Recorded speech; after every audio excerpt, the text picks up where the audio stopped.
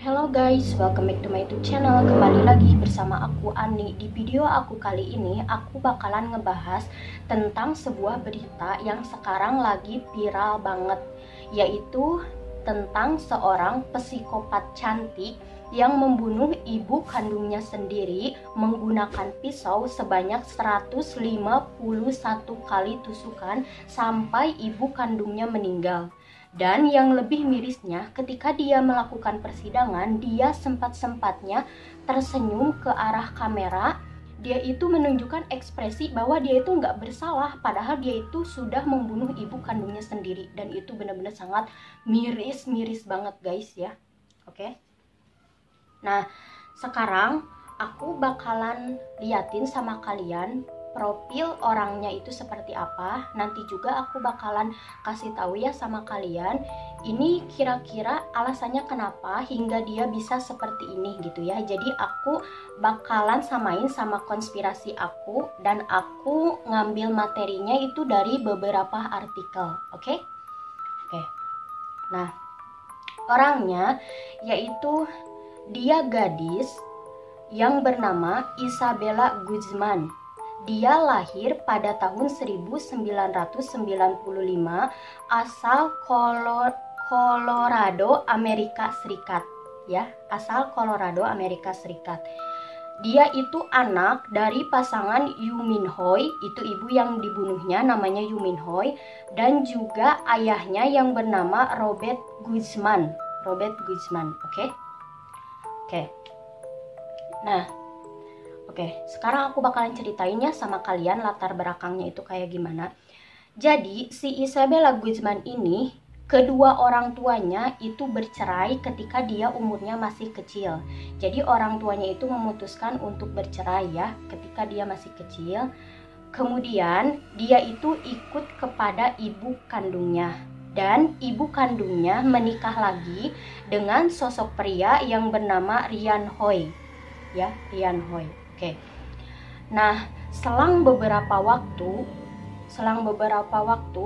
makin kesini sifat si Isabella Guzman itu benar-benar sangat berubah drastis. Jadi dia anaknya itu sekarang lebih membangkang, tidak menuruti orang tua dan juga tidak menghormati orang tua kayak gitu. Karena sifatnya makin kesini makin buruk, akhirnya ibu si Isabella Guzman ini memutuskan untuk memberikan si Isabella Guzman ini kepada ayah kandungnya. Nah, ini dia artikel yang aku kutip. Jadi si Isabella Guzman ini diberikan kepada ayah kandungnya karena ibunya merasa sifat si Isabella Guzman ini benar-benar sangat buruk sekali kayak gitu. Oke, sekarang aku bakalan samain sama konspirasi aku gitu ya. Mungkin salah satunya ini jadi penyebab kenapa dia bisa memiliki dendam yang begitu sangat besar terhadap ibunya gitu ya. Yang pertama, dia itu mungkin tidak menerima atas perceraian kedua orang tuanya. Alasannya kenapa? Karena gini ya, kalau anak kecil itu di usia mereka yang masih kecil gitu ya, sangat sulit sekali untuk menerima kedua orang tuanya berpisah, karena mereka berpikir itu akan mengakibatkan kehidupan mereka itu tidak baik kayak gitu ya. Nah, suatu perceraian itu adalah sesuatu yang kenangan yang benar-benar sangat menyedihkan, entah itu bagi kedua orang tua ataupun bagi anak tersebut. Nah, biasanya anak itu kebanyakan mereka mengingat kenangan yang membuatnya begitu sangat sedih dan juga kenangan yang membuatnya begitu sangat gembira. Apalagi kenangan yang membuatnya sangat sedih itu benar-benar sulit sangat dilupakan. Sampai mereka dewasa pun biasanya mereka suka ingat mengalami kejadian yang benar-benar sangat sedih tersebut kayak gitu. Oke. Yang kedua, menurut konspirasi aku ya, yang kedua, si Isabella ini, dia itu tidak menerima bahwa ibunya menikah lagi dengan pria lain, yang membuat sikapnya itu makin kesini makin membangkang. Dia tidak menerima. Oke. Dan yang ketiga, ini nih, menurut aku ini yang membuatnya sangat membenci ibunya itu yang ketiga. dia tidak menerima ketika si Isabella ini diberikan kepada ayah kandungnya oleh ibunya. Jadi si Isabella ini berpikir bahwa ibunya ini lebih memilih ayah tirinya dibanding dengan dirinya. Jadi dia merasa bahwa dia itu dibuang sama ibunya. Oke, dibuang sama ibunya. Dia merasa dia itu dibuang sama ibunya. Oke.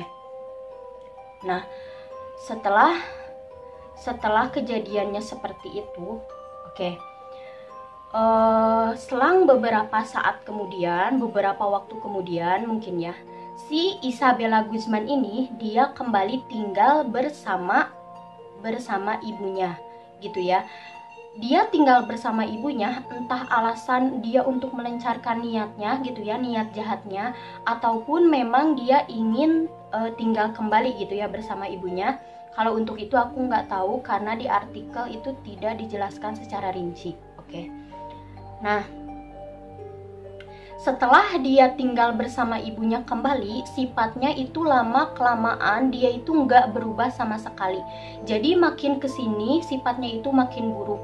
Ayah tirinya sampai bilang bahwa si Isabella dan ibunya ini dia itu sering bertengkar di rumah. Bahkan si Isabella pernah meludahi ibu kandungnya sendiri karena pertengkaran tersebut. Oke. Kemudian, nah, selang beberapa waktu, si Isabella ini karena mungkin dalam keadaan sedang bertengkar ya dengan ibunya, dia itu mengirimkan sebuah email kepada ibunya yang isi emailnya itu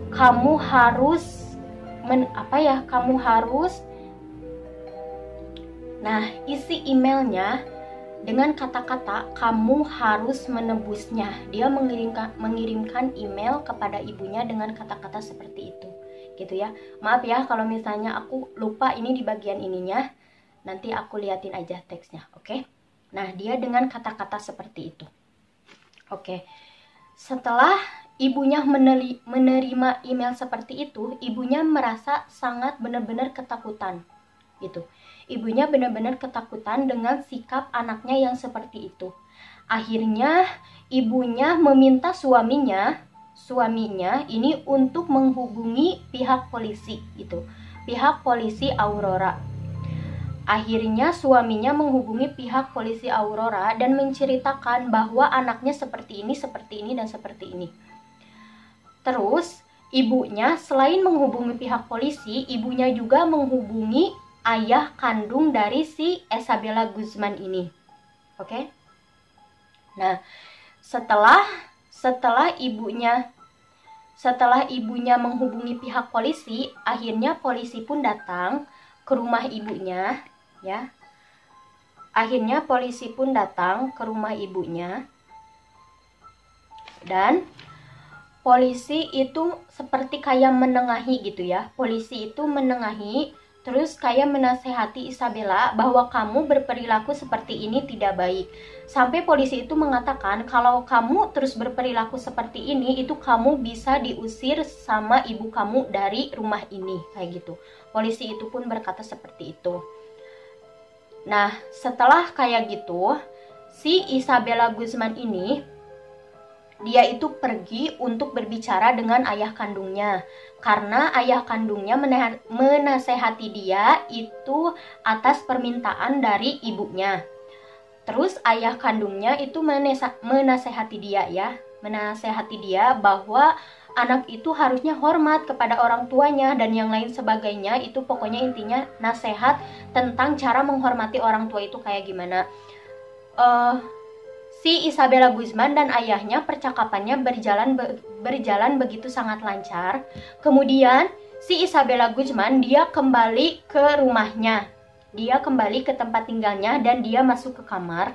Oke. Setelah beberapa saat, setelah ibunya pulang kerja dan ibunya itu mau mandi. Pulang kerja dan mau mandi, si Isabella Guzman ini dia itu nyamperin ibunya dan menutup pintu kamar mandinya, kemudian dia itu menusuk ibunya sebanyak 151 tusukan di wajah dan juga di lehernya.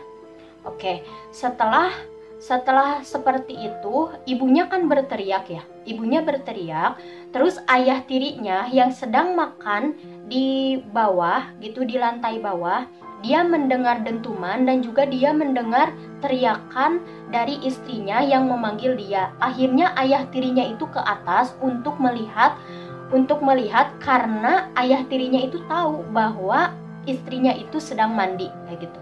Oke. Setelah dia mencoba untuk masuk ke kamar mandi, dia mencoba untuk masuk ke kamar mandi, tapi kamar mandinya itu benar-benar sangat tidak bisa dibuka sama sekali. Karena Isabella sengaja menahannya dengan punggungnya supaya kamar mandinya itu tidak bisa dibuka. Terus dia menusuk-nusuk ibunya. Sampai beberapa saat kemudian akhirnya si Isabella itu keluar dengan pisau di tangannya dan menatap kosong wajah ayah tirinya. Kemudian ayah tirinya itu menelepon 911 melaporkan kejadian tersebut ya. Dan akhirnya setelah polisi datang, polisi sudah menemukan bahwa Ibu Isabella ini sudah meninggal dalam keadaan telanjang. Oke, setelah 16 jam menjadi buronan, akhirnya si Isabella ini ditangkap.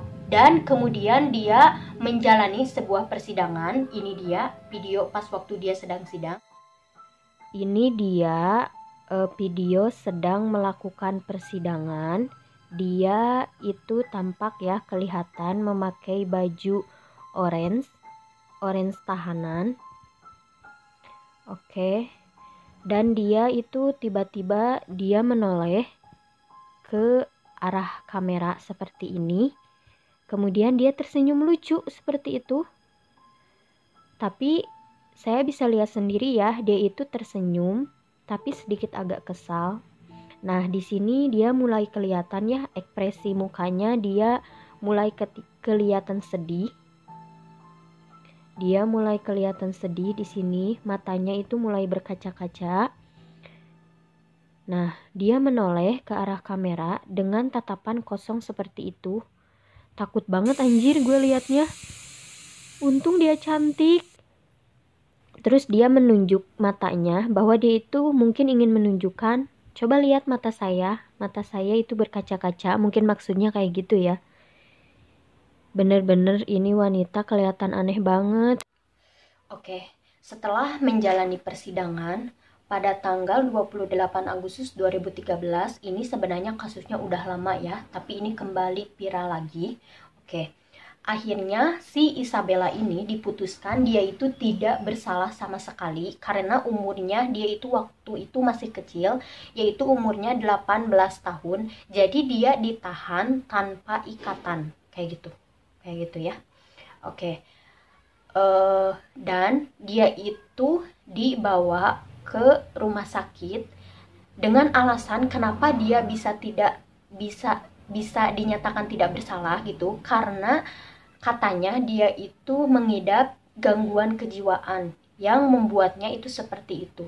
Jadi hakim memutuskan dia tidak bersalah dan dia dibawa ke suatu rumah sakit untuk diobati. Kayak gitu. Kisahnya itu kayak gitu guys ya. Nah, dari sini kita bisa mengambil kesimpulan ya bahwa dalam suatu rumah tangga itu perceraian bukan solusi yang baik gitu. Tapi jika memang keluarga harus berhadapan dengan sebuah perceraian, perhatikan anak kalian dan jangan lupa untuk membahagiakannya supaya tidak terjadi sesuatu hal yang memang tidak diinginkan kayak gitu. Oke? Itu konspirasi aku. Semoga video aku bermanfaat. Bye bye, see you next time. Dadah.